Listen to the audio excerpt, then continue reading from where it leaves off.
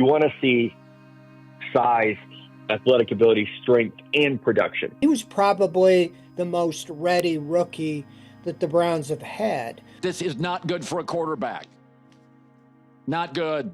I feel differently today. I'm not as high on him. I'm not sure he's mature enough. Shedeur Sanders is dominating the Browns' QB battle, and this is definitely not what Dillon Gabriel saw coming. A fifth-round rookie with 4,134 passing yards last season is making headlines for all the right reasons, while Gabriel's out here throwing picks and cracking under pressure. But what else do you expect when you're chasing hype instead of honing your game? Wins that starting job, you know what he's going to face after the first month of the season? That first month of the season, he is going to face the #1 most difficult schedule of past defenses. Dillon Gabriel is sinking and fast. The Browns didn't expect this. They thought they were getting a steady, rock-solid quarterback in the 3rd round, 94th overall, a safe pick, a veteran college gunslinger with nearly 19,000 career passing yards and 64 starts under his belt. But safe is starting to look like stagnant, and in a league that rewards firepower, Gabriel's fading fast while Shedeur Sanders is lighting training camp on fire. This is too competitive an industry where everyone's trying to get a leg up. If they viewed him as a starter, they would have selected him in the first 21 picks of the draft. Here's the kicker. Shedeur was drafted 2 rounds later, 144th overall. He wasn't even supposed to be in the QB1 conversation. But the numbers, the tape, and the energy, they're screaming something else entirely. This isn't a quarterback competition anymore, it's a takeover. Let's talk cold, hard facts. Talking about Dillon Gabriel and Shedeur Sanders, analyzing what they did in college. In 2024 alone, Shedeur Sanders racked up 4,134 passing yards, 4th in the nation. Not close? Gabriel came in at 3,857, which ranked him 8th. Not a bad showing until you stack up everything else. Sanders tossed 37 touchdowns. Gabriel, just 30. And yeah, Gabriel had fewer picks, only 6 to Sanders' 10, but that's where the so-called edge ends. Because when it comes to big-time plays, Shedeur buried him. Say that production has to be meaningful production, whether it be a quarterback or a pass rusher or whatever. Sanders had 26 big-time throws. That's top 10 in the country. Gabriel, a weak 15th. That put him all the way down at 56th. That's not just a gap, it's a canyon. That number alone tells you who's fearless and who's flinching. Sanders is attacking defenses. Gabriel is surviving them. Game, like 1 before you go supermodel on us. And yes, some people try to prop Gabriel up with his QBR, 86.5, one of the highest in the country. But here's the truth. That stat favors checkdowns, short reads, safe decisions, the kind that don't lose games, but they don't win them either. Meanwhile, Sanders was first in completion percentage across all FBS quarterbacks, 74.0%. Gabriel? Still solid at 72.9%, but second place means nothing when the guy ahead of you was drafted after you and is already outplaying you at every level. But the most brutal stat of all? Big throws versus pressure. Sanders might take more sacks under pressure. His pressure to sack rate sits at 20.1%, which is high, but at least he's trying to make something happen. Gabriel? His sack rate is lower at 13.9%, but what's he doing with that time? Dinking, dunking, waiting for someone else to win the game. Yesterday, Shedeur Sanders got caught speeding over 100 miles an hour. He's a quarterback. Let's not sugarcoat it. Shedeur Sanders is cooking, and Dillon Gabriel's getting torched. Brown's minicamp didn't just tilt in Shedeur's favor. It flipped completely upside down. What was supposed to be a quiet, competitive rookie battle has turned into a one-man highlight reel starring Coach Prime's son, and Gabriel playing the role of guy who keeps overthrowing everyone. Insiders haven't been subtle either. One report literally said, "It's not close. Shedeur is dominating, not competing, not keeping up, dominating," and they weren't kidding. Has been one of the best leaders, period, at any position in the NFL. One of Shedeur's throws is already being talked about like urban legend. Tight coverage, linebacker trailing, press on the receiver, and what does Sanders do? Drops a perfect corner route into the back pylon like he's placing a glass ornament on a Christmas tree. Smooth, delicate, on target, a throw that screams NFL ready. He saw the safety bite on the short route, and just like that, boom! hit the tight end in stride. The entire sideline leaned in like, wait, what did we just see? Meanwhile, Gabriel, different story. Gabriel, great, ton of stats over the course of his very long and prolific college career. He's someone, when you add into the context of, okay, we got to look at the scheme he was playing in. We also got to look at something like the size that he doesn't have, the tools that he doesn't bring to the table. Not necessarily great stats, but it also goes back to, okay, well, again, not great size, not great arm strength, not great mobility. He's unraveling fast. His passes are getting batted at the line. He's starting to release the ball higher just to avoid defenders' hands.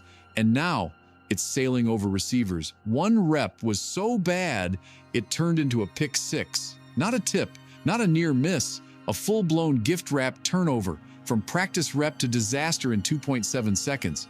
You could see the tension in Gabriel's shoulders, like he's trying to fix the thing as it breaks, adjusting his mechanics on the fly, hesitating, second-guessing. That's not confidence, that's survival mode. If you've stuck with us this far, go ahead and hit that subscribe button. And let's talk about the part nobody wants to say out loud, but every scout is thinking. Gabriel's size is a problem. He's listed at 5'11". At that height, you've got to be exceptional. Lightning quick, elite accuracy, or dangerously mobile. Gabriel isn't checking enough of those boxes.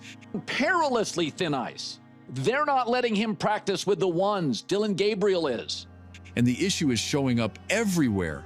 Balls are getting tipped. He's clearly trying to adjust, but in doing so, he's messing up his natural release. Some throws go too high, others die in the dirt. His entire rhythm is off, and apparently there was some real tension between the coaching staff and team owner Jimmy Haslam. The staff had eyes on a quarterback with serious upside. Yes, that would be Shedeur Sanders, but Haslam? He wanted Shedeur bad, so bad that it spooked the staff into doing something totally backwards. They drafted Dillon Gabriel at 94 overall, not because they were in love with him, but to block Haslam from forcing Shedeur at pick 144. I really don't see the hurry myself either in throwing a rookie out there. If you drafted somebody second overall, sure, there's pressure to start them sooner than later. Seriously, they tried to head off a power play from ownership with a panic pick. It wasn't about fit. It wasn't about the system. It wasn't about upside. It was politics. Straight up draft chess. The only person playing like a grandmaster right now is Shedeur. And now, the irony is brutal. The guy they were trying to avoid is the one carrying the entire quarterback room, the one making the coaches double-check their notes, the one getting fans buzzing, the one, let's be honest, who looks like the future. I would be stunned if either of the rookies started really until week 6, 7, 8, something like that. Meanwhile, the guy they reached for, Gabriel, is struggling to find rhythm, struggling to find confidence, and worst of all, struggling to look like he belongs. We're not saying it's over, but let's be real. If minicamp is a preview, this movie's already been cast. Sanders is the rising star. Gabriel's in the credits as guy who couldn't clear the defensive line. And in Cleveland, that's a story fans know all too well. Sooner or later, you're going to end up, getting a chance to take a look at the quarterbacks. It's really going to come down to, how the season's going and what, the Browns' philosophy going into this season is. Is it to win? There's a new vibe inside the Browns locker room, and it's not coming from the veterans. It's coming from rookie quarterback Shedeur Sanders, who's quickly turning heads, cracking jokes, and somehow making even Joe Flacco smile. Yes, that Joe Flacco, former Super Bowl MVP, king of the poker face, is out here saying that Shedeur is a lot of fun to be around and has already made him crack up in the meeting room. That might not sound like a game changer, but when the most stoic guy in the building is lightening up around a rookie, that's not just chemistry, it's a shift in culture. Shedeur is not just taking over reps, he's taking over the room. Becomes the story. Right. And I think that was the case with Shedeur Sanders. Word around camp is that Shedeur is already the glue guy, the one bringing energy, humor, and confidence into a position group that usually operates like a library. He's breaking the tension, keeping things light, and still showing up when it matters most on the field. That matters. You can feel when a quarterback is a natural leader, and Shedur's already checking that box without even being handed the keys yet. And the effect is spreading. The locker room is rallying around him, and honestly, it looks like the fan base is too. From social media buzz to fan forums, younger Browns fans especially are already calling for him to start. They're not just watching, they're invested. They want to believe in this kid. Trouble. You can't get in trouble. This is not good. Now compare that with Dillon Gabriel. The vibe couldn't be more different. He's not getting headlines, not generating buzz, and frankly, he's not giving the team or the fans much to get excited about. While Shedeur is bringing juice, Gabriel feels more like he's just trying to survive camp. Silent, tense, struggling to find rhythm as the momentum, and maybe even the locker room, slips further away from him. It's hard to lead when everyone's already looking at someone else. If you really are going into the season and you have every expectation that they are, when you have the veterans like Myles Garrett, David Njoku, Denzel Ward that want to win, Joe Bitonio, I think Joe Flacco, gives you the best chance. Right now, the Browns' quarterback depth chart still has Joe Flacco and Kenny Pickett listed above both rookies. But if you've been following minicamp, there's only one name generating real noise, and it's not Gabriel. It's Sanders. Coaches are noticing, teammates are noticing, and fans, they're all but chanting his name at this point. So now the Browns are facing a tough call. Do they keep riding with the experienced option, Gabriel, who's clearly struggling to adjust and losing steam fast? Or do they give the kid with the cannon arm, leadership traits, and undeniable buzz his shot and, subscribe and stick around because Cleveland's quarterback circus is only just getting started?